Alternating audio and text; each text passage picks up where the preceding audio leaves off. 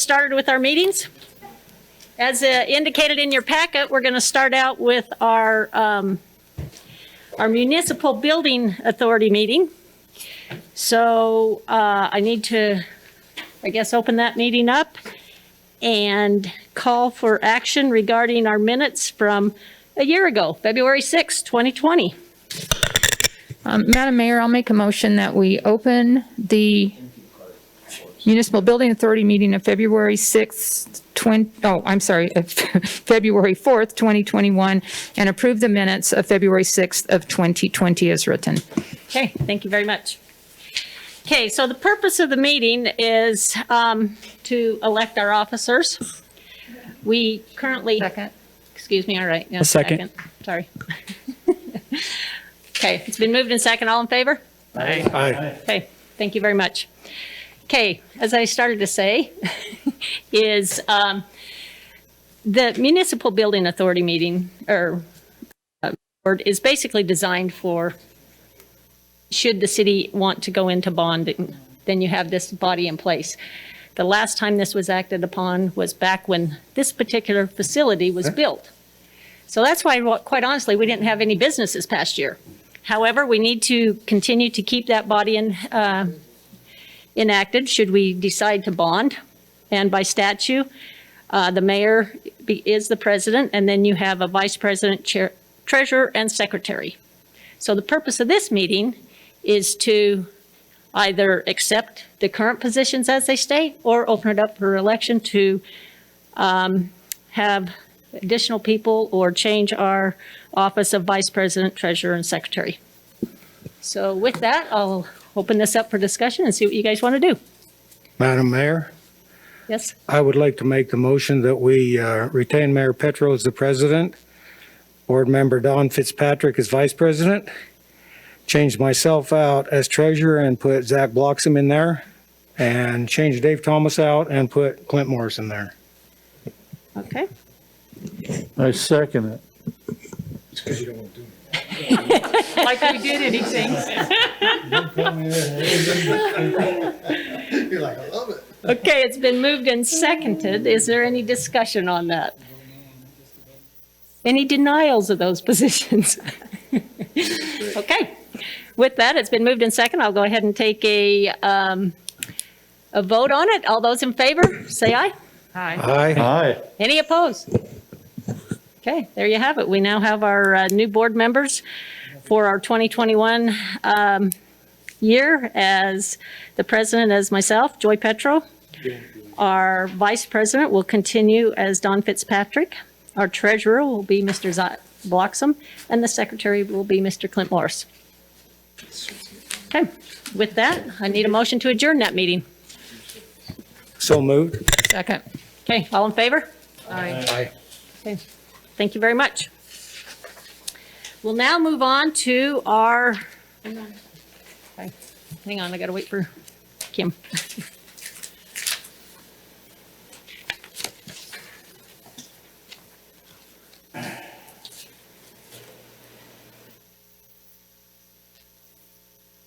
Okay, good.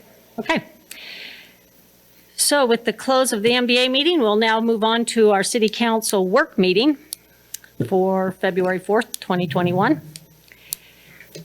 So I'll open this meeting and ask if there's any reports from our council. Okay. Seeing that there's... I got something. So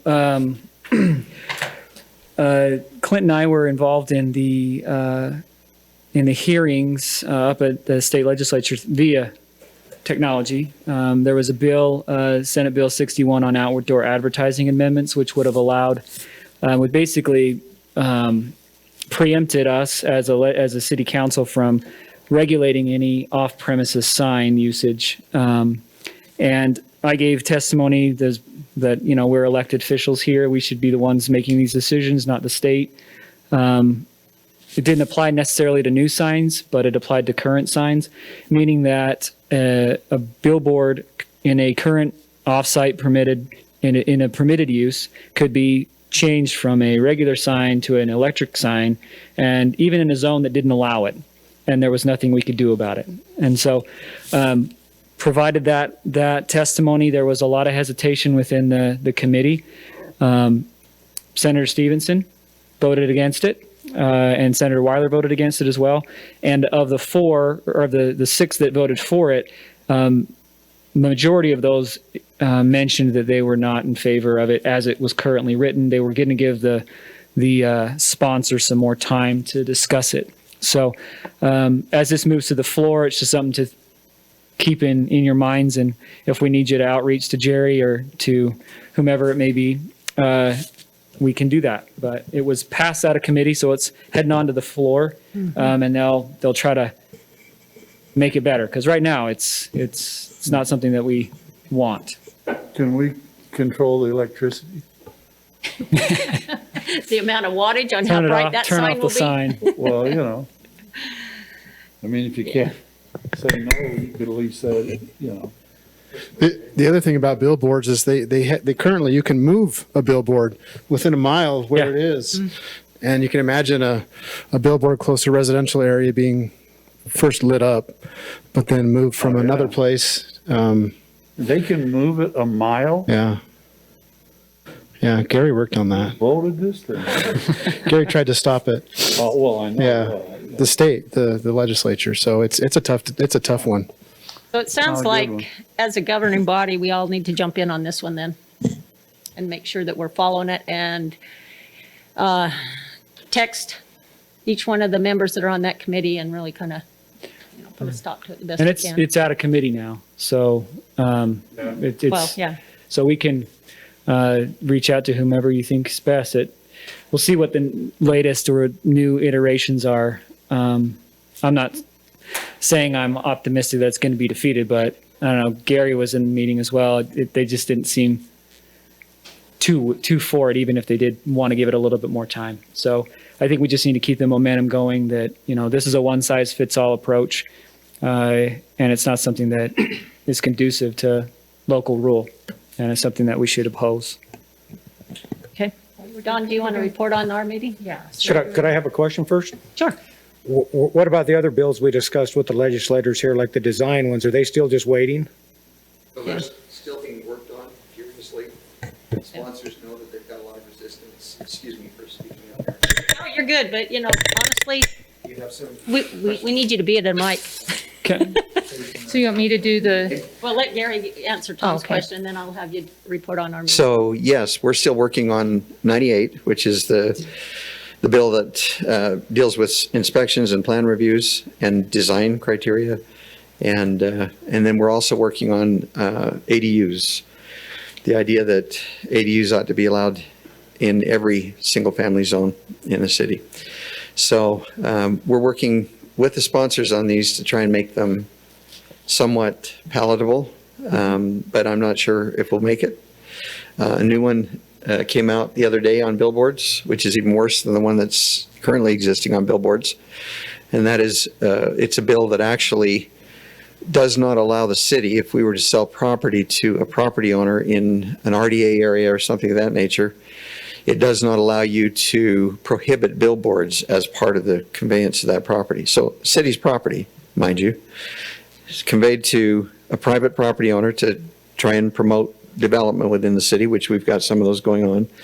And that you cannot speak evil about billboards in that bill, because if you do speak evil about billboards, you're violating the law. And if you speak against their leases, or if you speak against allowing them to continue, you'll have the same issue. The fine is $370,000 for a violation. Or the value that you have taken away from the billboard by what you've done, whichever is higher. Yeah. So I'm just telling you this, right now is a crazy time. You look at it and you go, oh, that's got to be one of the craziest things I've ever heard. And so, any other questions Well, about we any others? appreciate, Gary, you, Clint, and Zach being, These- working with the legislatures. At the same time, there's a whole nother body that is also attacking those same issues, and I know I've got Don and myself assigned to those too. So, but I'm going to let Don speak to those because we had a good discussion on those exact same Thank you. bills. Yeah, so the Davis Chamber of Commerce on HB 82 has taken a kind of a wait and hold, watch what happens with that one. The cities have expressed their concerns specifically on that one with the ADUs on not being able to regulate parking. They actually this morning took an opposition stand to HB 98. And actually, the gal from the Home Builders Association said that they recognize that this is an issue that needs to be dealt with of the cities of concern, that not everybody should be penalized for what some cities have not been able to do. And she said a lot of this generated from when the earthquake happened and they didn't have enough inspectors available. But the chamber is opposing that bill as well. And then another bill that was mentioned today that we haven't talked about, and I think it's okay, but it is a building related type of bill, and that's HB 214. It's a disclosure of unreinforced masonry buildings. And so that's any building that's pretty much older that at the sale of the home, it must be disclosed that this home is an unreinforced masonry structure. The chamber did take a stance on that to monitor that. There's some concern of the impact that would have when a person goes to sell a home. Would some of these homes not be sellable, or would their values go down because of the fact they have to be disclosed as unreinforced masonry versus just making a buyer do their due diligence to know what they're getting into? There's a couple others, but I think they're not really related much to the city, but those three specifically were ones the city might be interested in. Don, does that one also apply to commercial buildings? I think so. Yeah, it applies to all Yeah. masonry construction. Yeah, and it's just at time of sale. They didn't discuss whether or not that if, let's say, a buyer came in and said, well, yeah, you need to go in and mitigate that. Well, what's that going to cost, beyond probably what the sale price is. But just that it would be something that has to be disclosed to the buyer at the time of sale, that there is that potential. And it goes, again, back to the question on the earthquake as to whether or not the stability is there during an earthquake. So, and then I have other committee stuff too. So Sure. just let me know when. Yeah, we're still under our council reports. So is there any other updates on the legislature that you guys are concerned about or need clarification on? If not, then I'll have Don go ahead and move on to some of the other. So just a couple of things. One is not really a committee that I serve on, but it's been kind of turfed to me, in which I've then turfed off to Chad Wilkinson's department. But the Utah State Extension and the Utah Leagues of Cities is behind it's a well-being survey. It should start rolling out here in Layton over the next 3 weeks. Tomorrow will be some Fox News coverage, but Morgan Cloward is going to be our contact with that. They're requesting from the city that we help with the advertising of the survey. And to be really honest, when I first heard about it, I didn't really know what to expect, but I asked for the questions to be sent to me. And as I rolled through them, not only is it talking about physical and mental health of our residents, but it gets into questions about growth and development and stuff and the perception of residents. And so I think it is going to provide us some good information down the road. So hopefully as soon as we get we've got the graphics, it's just a matter of getting it out there, and it's going out through the school district and a few other places. So Qualtrics is doing the analysis, and it will be shared with the cities when complete. We're one of 29 cities in the state that are participating in this. And then our youth council, they're up and going. Just to kind of give a heads up to my fellow council members, at some point when we get this really functioning, I would like for you guys to maybe step up and be a mentor at some point. And I'll explain later what we're thinking with that, but just to give you a heads up. And then I just wanted to share, so that those that did not watch the governor's press conference earlier today, the major update that is coming with that. It is been announced that Utah is going to be receiving about 5% more doses every week, and that Pfizer is going to start shipping equipment syringes with doses that will allow them to give that sixth dose, which means about a 20% increase in the number of available vaccines available. And then additionally, the governor announced that March 1st, the eligibility will change. They think by March 1st, they'll have the over 70 population and healthcare providers done. The eligibility will move to 65 and older. And then there is a list of 18 and older with comorbidities, and they're being defined. And the state website and the health department websites will show what those comorbidities will be. And they're actually pretty specific on that.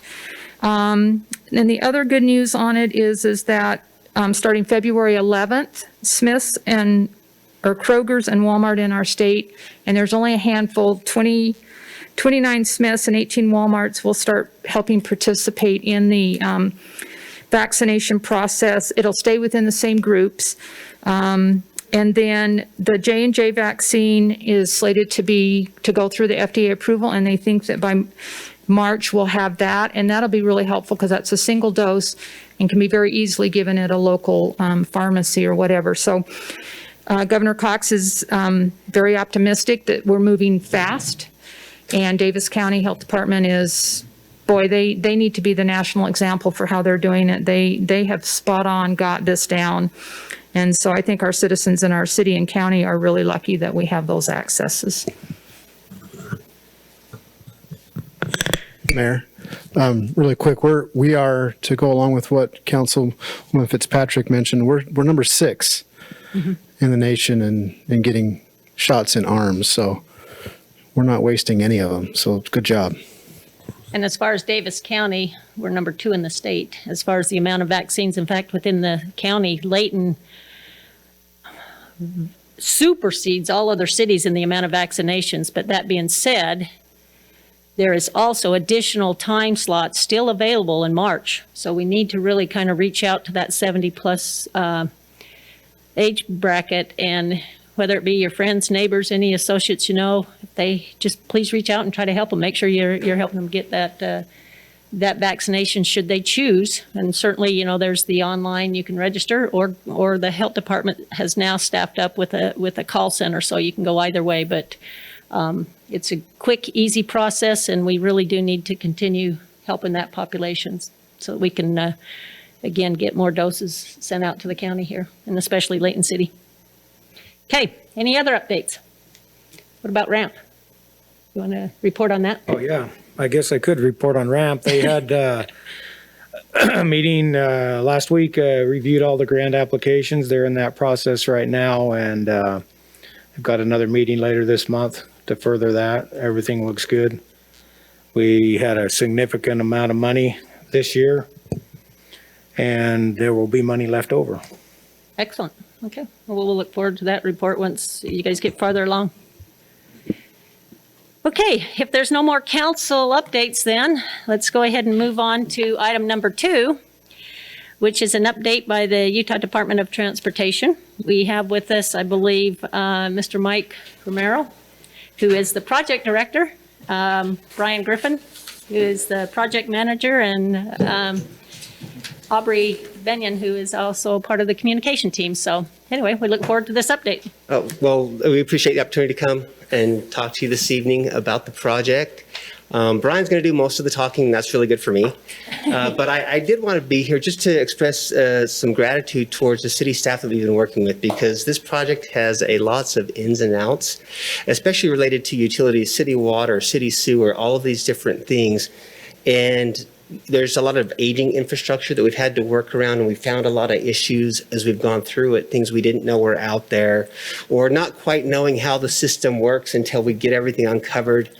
And the engineering staff from the city has been very, very responsive. They've been very, very helpful in us finding out the right solutions, working with us to deal with some delays outside of the project control.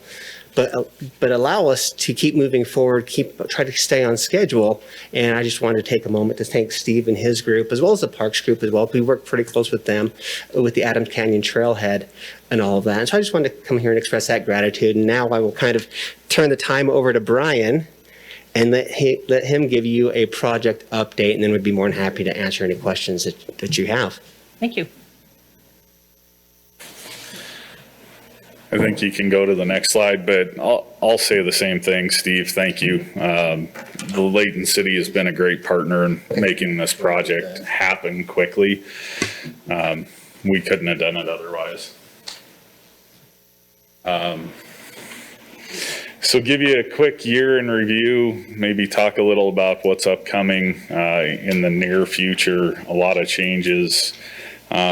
Major highlights just for everyone. I think we hit on the man hours, but on any given day, there's somewhere between 250 to 300 people on site on the project. And I think it's between 400 and 500 who are helping in some way, shape, or form.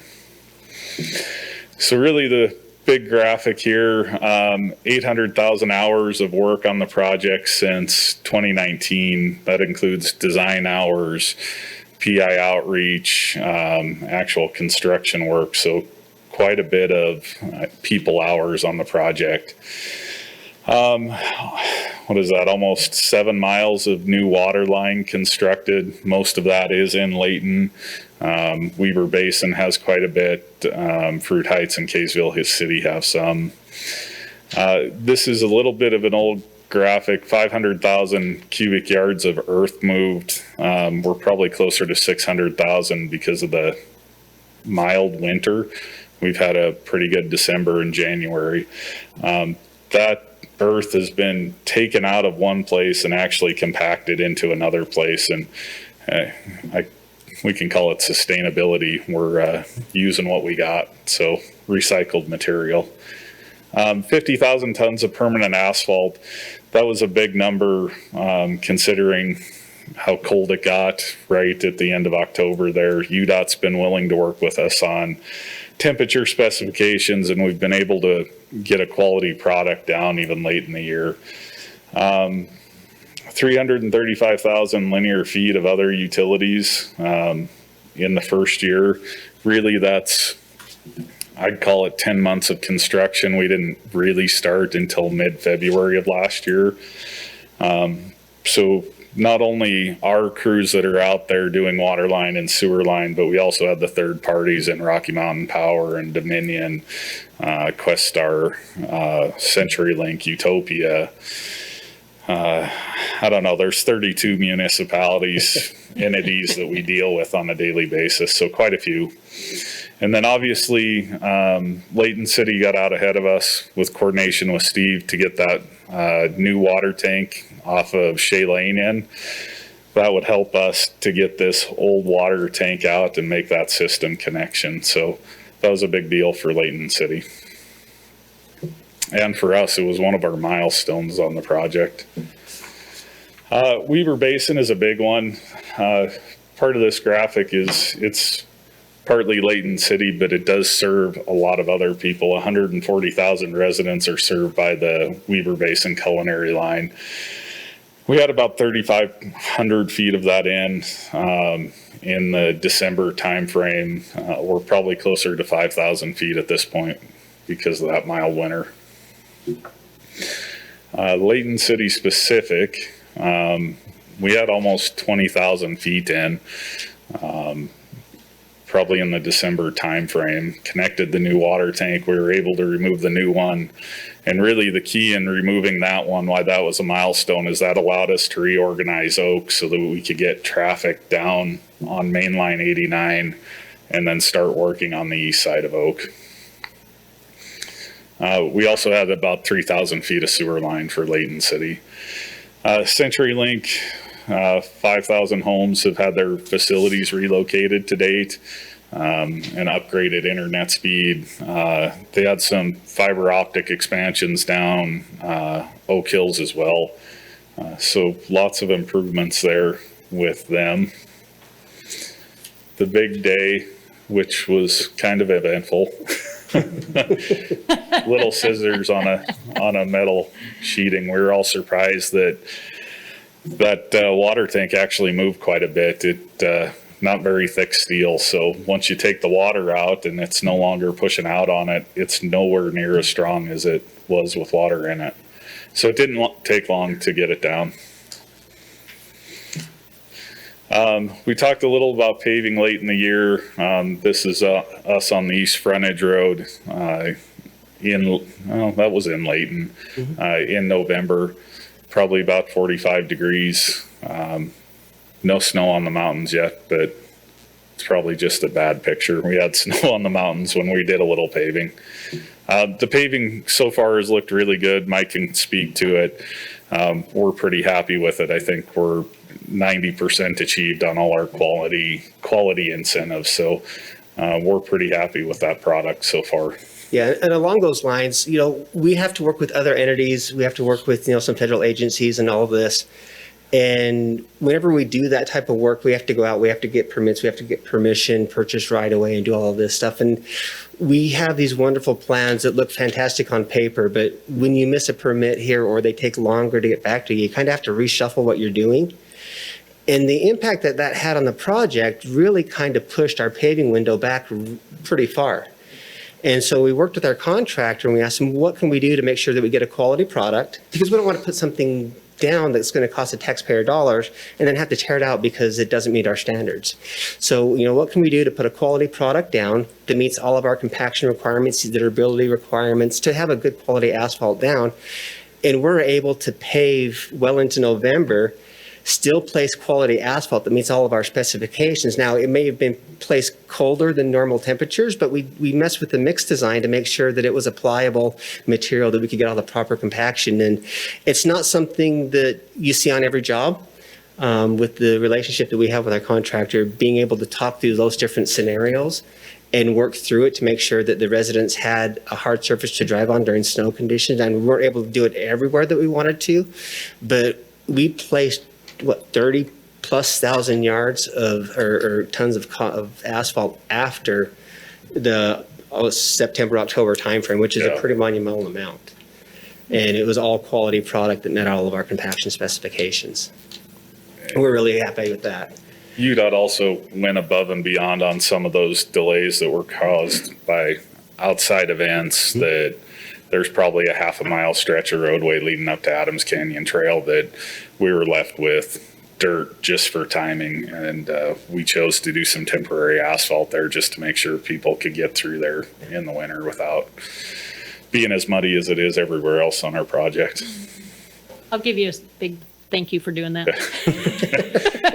You're welcome. I know that's well used and I'm sure very much appreciated. No, it's a high priority area. We see the traffic up there.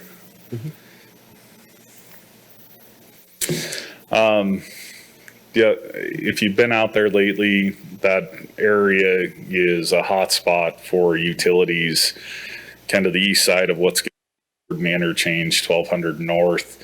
We've got a large cast in place wall going up that's about 1,000 feet long. You'll start seeing the form liner on one side of it. We still have a bunch of utilities on that side to do. Bridge work is going to continue for the next 2 months. Probably about the March timeframe, we'll place the concrete on the bridge deck. We still got to do parapets and approaches, and really hoping that summer of this year, that whole area is opened up. Did I miss anything on our notes? You want to talk about Cherry Lane? Cherry Lane, yeah. Yes, so this summer when we open up Gordon, Cherry Lane will close down. However, on both sides of Cherry Lane, that new access and call it the new frontage road system will be connected. We'll close that as we start building Antelope, so those will coincide with each other.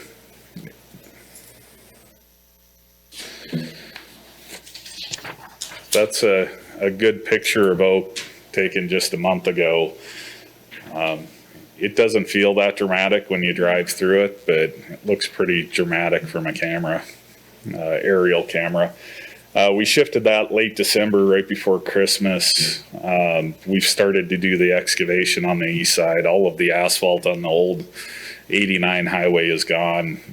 You're starting to see those slopes take place. The bypass up there to get some of our utilities done by the trailhead, that'll be up for another couple months. And yeah, the access there is open. Most of these interchanges are going to be open summer of this year, is our intent. We won't start, right now it's a heavy push just in general with all these utilities. We have the irrigation season coming up that we've got to tie in all the irrigation lines by April 1st. Once we do that, we can start placing base and pavement on top of that. So we'll start our paving operations again here probably about April 15th. Antelope Drive on the south side of Antelope on the west frontage road, we've got irrigation lines going in through there, water lines as well. We are going to have some intermittent closures at Country Oaks, Oak Lane. We've been coordinating pretty heavily with PI and Layton City to get out information as soon as we know on all of those. North Antelope, CenturyLink, Comcast, they're also south of 400. And then we'll start the first phase of the Case Creek pedestrian box culvert in March. That's going to be a phased approach on that culvert. So we expect we'll be done there probably a year from March, 18 months at the most, but we have to time it with our mainline phasing of 89. So that'll be a long time to get that one in. And that is the quick update of where we've been through the year. So leave it open for questions. Yeah, can I just ask a quick question? So when you do Cherry Lane, it obviously isn't going to go to 89 anymore. It'll only go to the frontage road. Is that correct? Yes. What is going to happen to the coffee shop that's there on Cherry Lane and the frontage road? Right now, it's really in their hands. We have a lease with them, and they can stay as long as they want. We have no intent to have them close or relocate, but it comes back to what happens on the business side for them. So we've coordinated with the coffee shop. We have a temporary closure for their north driveway so we can get some water line work in. We've been working very closely with them on that, but it really comes down to what they decide to do after the interchange is reconfigured and the frontage road is reconfigured. Okay. Council, any other questions? No? Well, thank you very much. We really appreciate it. Aubrey, did you have anything that you were going to add, or? No, just our updates are never slowing, both from the public on our Facebook page, and then, we try to get information pushed out a couple of times a week on the Facebook, and that's really just where most of the activity takes place. So we do coordinate with all of the cities to get information pushed out on their channels, but I feel like people know where to go. Well, thank you. We appreciate that. And that's one thing that we want to make sure continues going forward as well, especially as we talk about these closures coming up. So that's great. Aubrey and her group has one of the most difficult jobs They do. on the project. We have the largest Facebook group in the state following this job. And there's a lot of people out there that are very interested in it. And if they see something they don't like, they're not afraid to make us aware of it. And I was a little nervous about this approach right from the start, and they talked me off the ledge. And we had the Facebook group, we opened it up, and they've been super responsive dealing with the issues. And a lot of them are very, very valid concerns. School bus safety, the drop-off locations for the school buses, making sure those are coordinated. And the benefit of that is our contractor goes out and they do something positive for the school buses, and you see a resident going, hey, look, they put a safety zone up for the kids. They're really trying to do a good job. Or they're out there helping my neighbor with their trash can because she can't get to and from the curb and gutter. And it's really been nice to see the positive feedback from the Facebook group, recognizing the good work that the contractor's doing.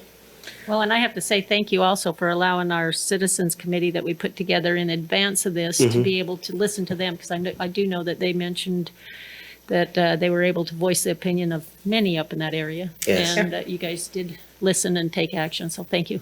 We have good representation from Layton in that Very good. in that stakeholder group. I will say, of all of the projects I've ever worked on, this is the most, we get the most compliments.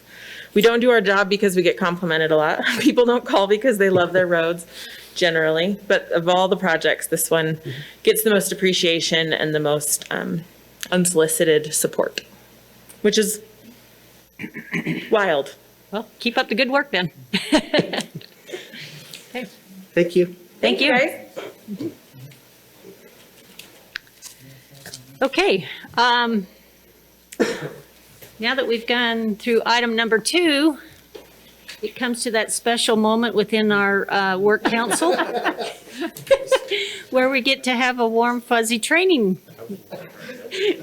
lesson from our special warm, fuzzy attorney. You will thank Thank me. you, Gary. One day you will thank me. Well, I wonder what kind of variants you're going to throw at us tonight. Thanks. You know, Let's get out of the way. thank you for doing that. You know, it's for some time now I've been turning down the senior pass at Arctic Circle. And I think, Dawn, this evening you've persuaded me that I need to own up to my age so I can get a shot. I know, it's like, I want my birthday to be 6 months sooner than it is, but it's not going to work. I knew this would happen one of these days. Oh. The total disclosure. All she said was grow up. That's it. Well, just really quickly, and that's what I say every time, and I hopefully it is really quickly, but Alex has said don't go too long, and I think all of you are thinking that, but I'm going to pick on Clint again this week. I should talk to him before I do this because I'm probably going to do something that absolutely offends him on one of these occasions. But he was when I called him this week, he was up in Nampa, setting up a new shop up there, and Nampa, I think that they were looking at taking part of a shopco up there and turning it into one of his businesses. So it's an existing business on the site, right? An existing building on the site with a very, very large parking lot. And with those large parking lots, if you remember the Kmart up here, how big the parking lot was. I mean, it's just gigantic. The distance from the street to the parking lot is extreme, pretty much extreme. Or the parking lot, across the parking lot to the business, between the business and the street. And so that was the problem with this site for your business. Isn't that right, Clint? And if I misspeak or if you have anything to add to it, let me know. I figure it's all public information, so I'm good. And so he underwent this process, and in just about every state, this process is pretty much identical. The only thing that changes from state to state is sometimes who listens to these things called variances. Variances are you remember we talked about legislative acts and administrative acts, and variances are variations from the administrative part of the code, those code sections that you put into place. Side yard setbacks, front yard setbacks, how many trees in the right of way, how wide the sidewalks, or, all of that information. That all is subject to, or can be subject to, a variance. They did this a long time ago. When the first zoning codes came out, they thought, no, we need to have some type of I'm not going to say safety valve, because it is not a safety valve. There's very, very strict criteria for the granting of a variance, and it's not easy to get, is it? What was the vote on your variance with the 4-3?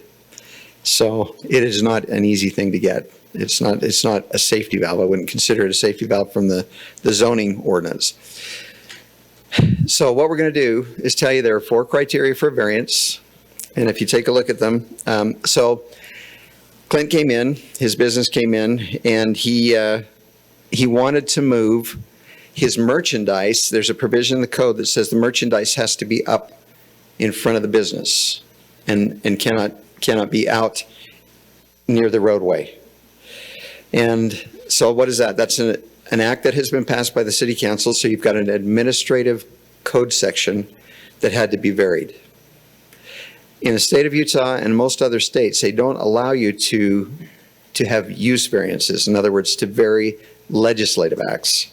So, for example, in Clint's instance, you could not choose to put a giant building out there if the code if to put, for example, residential out near the road, because you'd be changing the use on the property. That's kind of an extreme example, but if you'd have to come back in, that's a zone change that would be required for that. And you can't vary a zone change in this state or most other states. I don't know very many states that allow that. Because why? You don't want to take away the legislative ability of the legislature to make decisions on things like zone changes and those legislative acts. So there are 4 things, and I've got 5 minutes to tell you what they are real quick. First one is Clint would have had to demonstrate an unreasonable hardship, and that cannot be economic, and it can't be self-created. Those 2 things.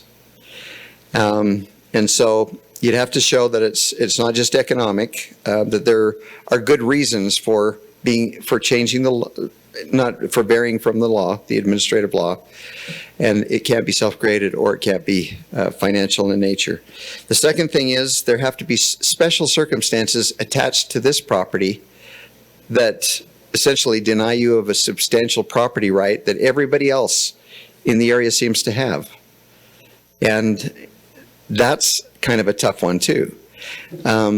Sheds in the side yard. Some people come in and say, well, I got a shed in my side yard. I know I shouldn't have one there, but can I get a variance? Well, the answer is no. Why? Because it's self-created. You built it there. And so you don't hit number 1. And then number 2, it is not a special circumstance. Everybody else in the zone is expected to keep their side yards clear. So they fail on 2 of the 3, or of the 4. And they're actually 5, I guess. You're denied that substantial property right that everybody else in the area has that you don't have, just because you've got this really weird piece of property. And typically, variances apply to areas that have a geotechnical issue.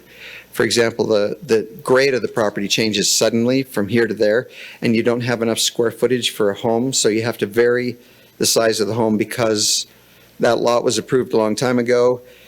UDOT came in and took 10 feet of the front yard, so you can't move the house further towards the street. So you've got things that are totally out of your control, and that's the very type of thing that you bring in for variance, is where you haven't created it. Essentially, UDOT and the mountainside behind you have created the need for a variance for a change on that property. You're okay with the general plan. In other words, you're not recommending something that's totally outrageous, and on his proposition, they did not.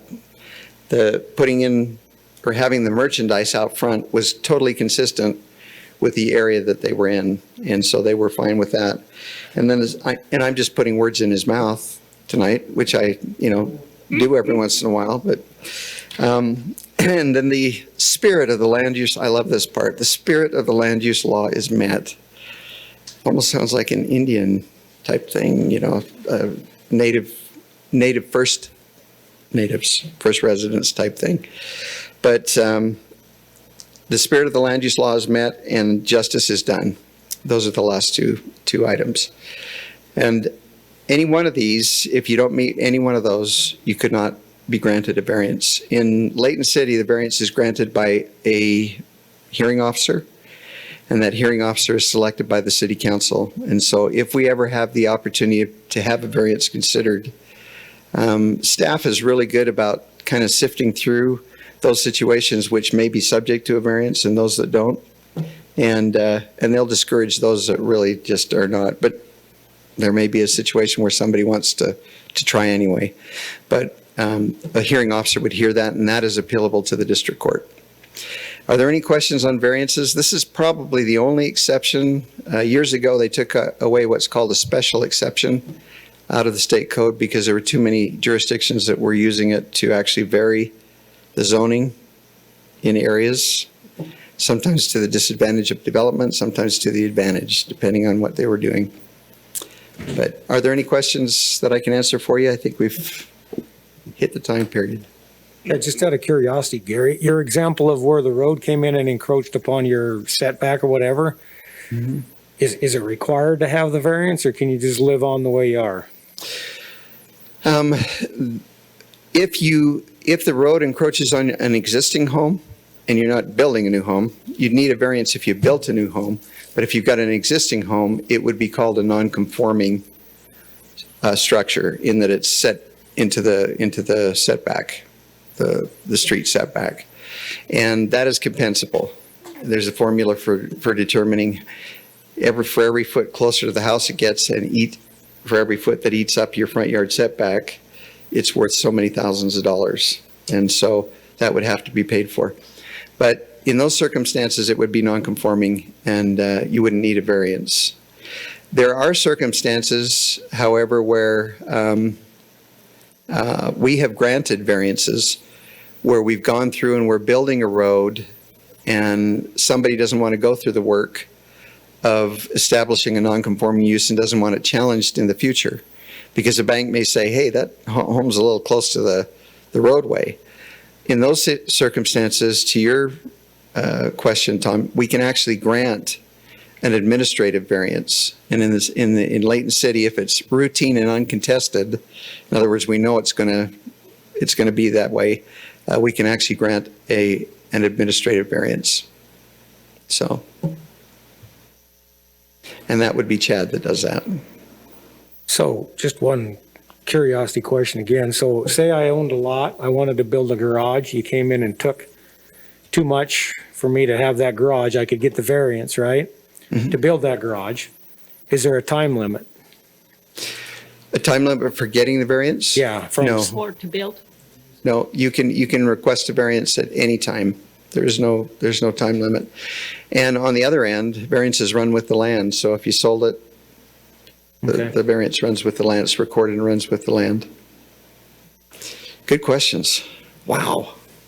Thank you. And I just appreciate Councilman Morris for bringing in all these good examples all the time. That. Hopefully we won't talk about felonies next. Okay. Oh, yeah, no, What about speeding tickets? No. That one we may get some traction. Okay, thank you, Gary. We appreciate that. Okay, council will now move on to our municipal elections, which will be presented to us by Ms. Kim Reed. So, council, I don't know if you're aware, but we will be holding a 2021 municipal election. And generally, in the past, we have contracted with Davis County to administer the city's election. They have come to us.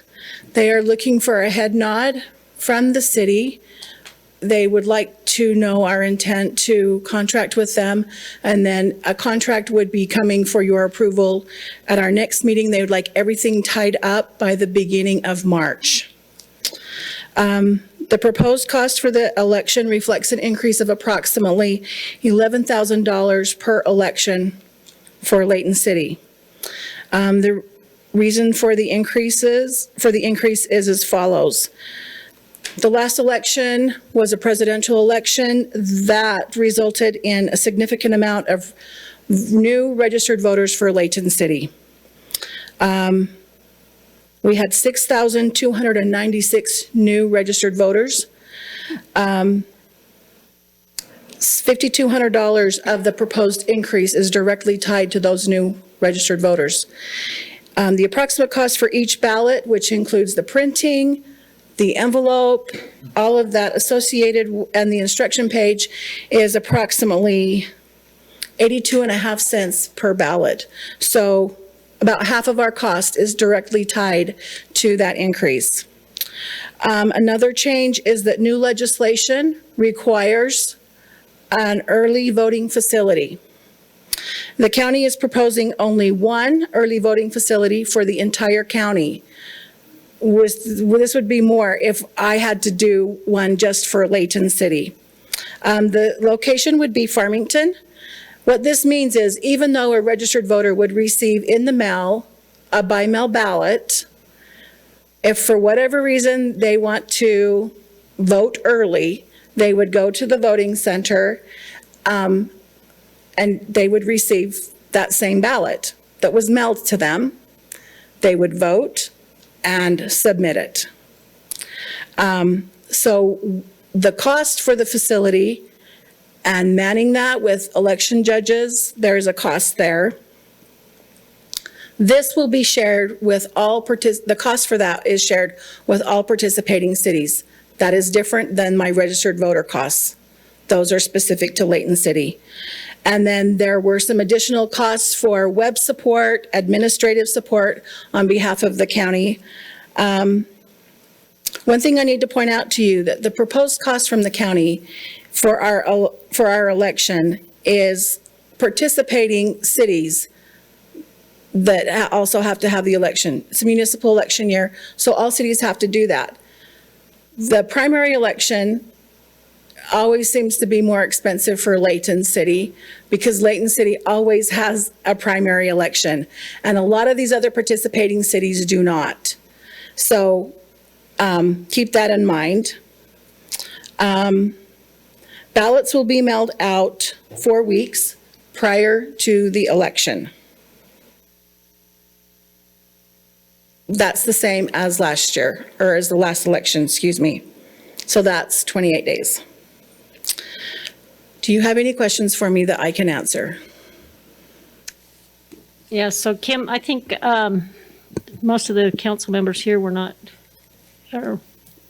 here last time to really understand what the cost is per election.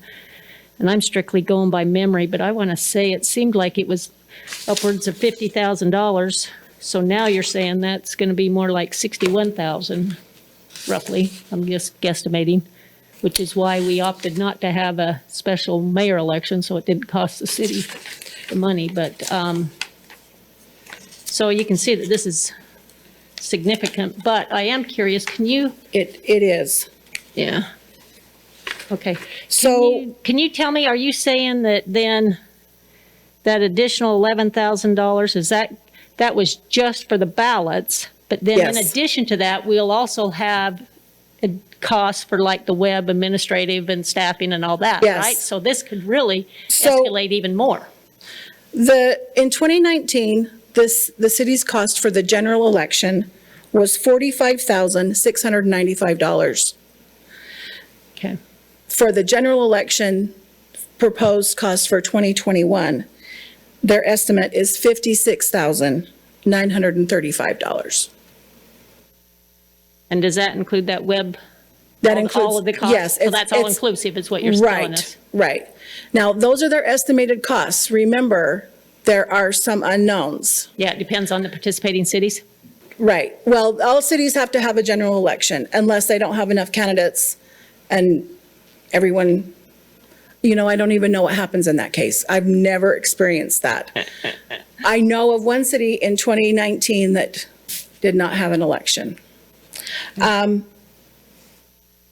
what the variables in the costs from this proposed hinges on a lot on your postage. Right. They have to mail a ballot to every registered voter, but we don't know how many come back to us. And we incur that cost. And then the county incurs the cost, it's passed on to Layton City for those ballots. And of course, we want great participation. That's what we want, is to have a by-mail election in which, a majority of our registered voters feel compelled to participate. Okay.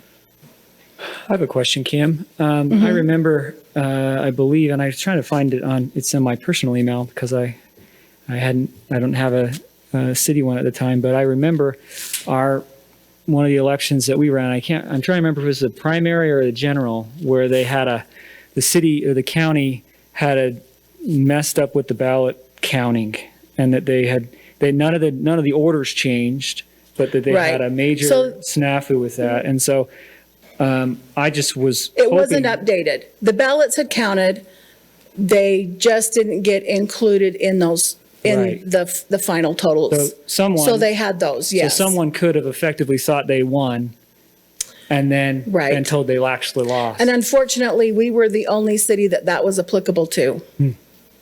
That didn't change the order. It did not, Yeah. it didn't change our order. Right. Fortunately. So, they want a wink and a nod to try to help. We want them to manage our elections. You're the expert here. Do you think they've made sufficient changes so that that's not going to be a problem Yes. in the future? Yes, and if you recall, the last election, there was even issues with getting the totals. Right. The web server. Right, off of their server. They've assured me that they've taken care of those Okay, issues that they experienced down there. okay, So, I mean, I can only go with what they tell me. I do want you to know that, as the election official, I've gone down and participated, and if you want to be involved in that process, I've gone down, they allow us recorders or election officials the opportunity to watch them test the equipment, view their processes, identify, explain how things are taking place. So I just want to assure you that the integrity of the election, I've never questioned what has been provided to us from Davis County. Even when there's questions on signatures, they contact those registered voters. When those ballots come in, they go through those ballots and they're checking signatures and they're making phone calls, allowing people to come down and sign the affidavit. Yes, that's my signature. Yes, that's my vote. And if you remember during the canvass, when we review all those, we have very few that votes don't count. And so I just want to point that out, that Davis County provides us a very quality election, albeit we had some snafus last election. And back then, we just had we all experienced the last Exactly. election. I so- about had a heart attack when Right. I received that email. Right. So Yeah. I want to make sure So- that if we are expending $11,000 or more to have Davis County run our elections, that they realize that, basically the democratic system that we have, its functioning needs to make sure that they don't have more Exactly. snafus moving forward. They only have to do one thing a year. Right. Every 2 years. So- That's the And election. that's why I say I'm willing to you're the expert in this. It's your job. I just wanted to make sure that you felt comfortable that they've made. I those do feel comfortable with what they provide to us, and Okay. Layton City is of such a significant size. I'll be honest with you, it would be very difficult for me to manage an election just for Layton City. If we're not contracting with Davis County, we would be interviewing and contracting with someone else. It would take a significant amount of staff Yeah. to do something of that magnitude. But the cost is 60 odd thousand, right? Yes. Okay. Yeah. When you said 11, it kind of threw me off. Yes, right. More And than and what the it primary, was. and just remember, that's the proposed cost for each election. But you need to know going into it that there will be more costs with your primary. The chances of every city within Davis County participating in a primary election are, I think, very slim.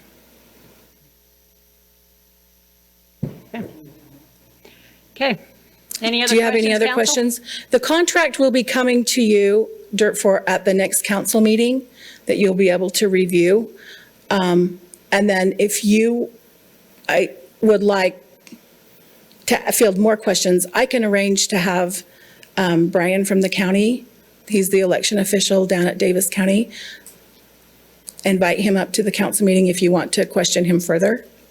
Okay. Just let me know. So we got a head nod here? Yeah, I got it now. Move forward with that. Okay, I'll make sure it's on the agenda. Thank you. Thank you, Kim. Okay, we have one more item left on our agenda here, which is a rezone request. So Mr. Chad Wilkinson will present that information to us.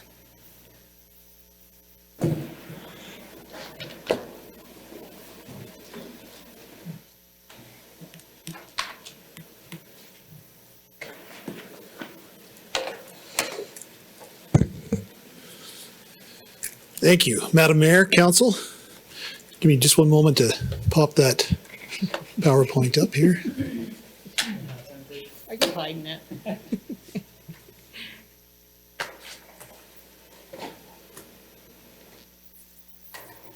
Okay, the request before you tonight is a zone change from CH, which is highway commercial, and RM1, which is the low to medium density residential use or zone, to mixed use, MU. Property is located at 1598 North Main Street You can see the property there designated with that little red asterisk there along Main Street, North Main. Get a little bit closer view here. So this is the property in that red cross hatching. You can see from the zoning map that this is currently split zone. There's a portion on the north that's RM1, portion on the south that's CH zoned. The applicant for this zone change is the owner of the property here to the north, this MU parcel that was recently rezoned to MU to facilitate development of some mixed-use residential and commercial development. This is a conceptual plan that was shown at the previous meeting. The applicant would be proposing to continue that same development pattern across this site. One of the big advantages to this being one cohesive project is that we are able to have an additional access that makes that access onto that state highway work out just better.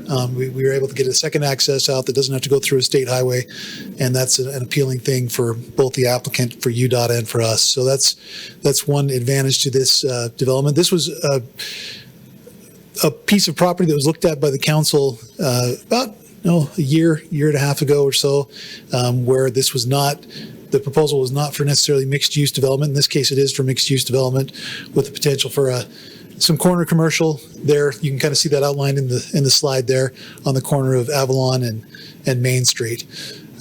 Just before I go with those other drawings, I need to give you a little more perspective or context on exactly where we're at. So again, this is North Main Street. This is Avalon Drive at the east side of the property. The Sterling Point Apartments across the street. Some of those other uses that you're familiar with would be the park across the street from that as well. Just really quickly, again, we're not approving a particular design plan at this point, but this is just a conceptual idea of what they have proposed for the development to look like. Some other elevations. The Planning Commission did review this. It is consistent with the general plan. The general plan designates this as a mixed-use corridor, and this is a consistent zoning district with that mixed-use corridor. The Planning Commission has reviewed this and recommends approval of this zone change from CH and RM1 to MU. And I'd be happy to answer any questions if I can. Council? Commissioner Manning, in his objection to that vote, 3-1, said that it was a concern for the loss of Main Street commercial properties. Can you give an idea of what he was referring to with that? Sure. I think just that. I think that's pretty much it in a nutshell. I think there was some concern about loss of commercial. I think one of the things the general plan anticipates is that there are some parcels, especially on that part of North Main Street, that just, we know from decades of experience, have just not been viable for commercial development. They've been zoned commercially for many, many years. They've never developed commercially. We've had kind of underperforming and underutilized commercial uses where they have developed in that area of town. So the general plan anticipates that and recognizes that there should be some infill opportunities. One of the real advantages to mixed use is that you get the ability to have commercial there as well as residential. In fact, the standards require a minimum ceiling height on that first floor to facilitate future conversion to commercial if that becomes a viable thing in the future. The other thing that I wanted to point out as we've talked about this since that time is that really, our general plan is about looking for the places where commercial makes the most sense, reevaluating areas where maybe it hasn't made sense in the past. And one of the things that we're looking at is that we have areas in the city that we have designated for new commercial zoning. So in our two greenfield town center areas there on Gordon and out here on, both on Gordon, aren't they? Yeah, the West Layton and the, that's funny. I'd never made that connection. I guess that's West Hillfield, not quite Gordon, but so that's one thing that is to be considered as well, is that we're really talking about putting those, commercial uses where they make the most sense, where they'll provide the best services to the residents of Layton. And the other big commercial area that we'll be developing as the West Davis corridor develops is that big one there on the yellow, which will have, many, many acres of potential commercial development sites. So any other questions? Just a comment. I was present at that meeting, Zach, and I think Chad's given you a very, very good explanation of Commissioner Manning's concerns. Just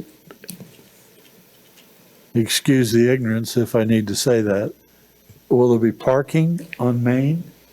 You know, I can't remember if there's on-street parking there. I don't know if it's striped for that or not. Let me go Because back to the they aerial don't have photo. much room. There won't be, the on-street parking won't count towards their minimums, if that's the question. They'll have to provide minimum parking on site. You can see count. in this conceptual plan, it won't count toward that minimum, no. And you can see this conceptual plan shows quite a good amount of parking behind these buildings.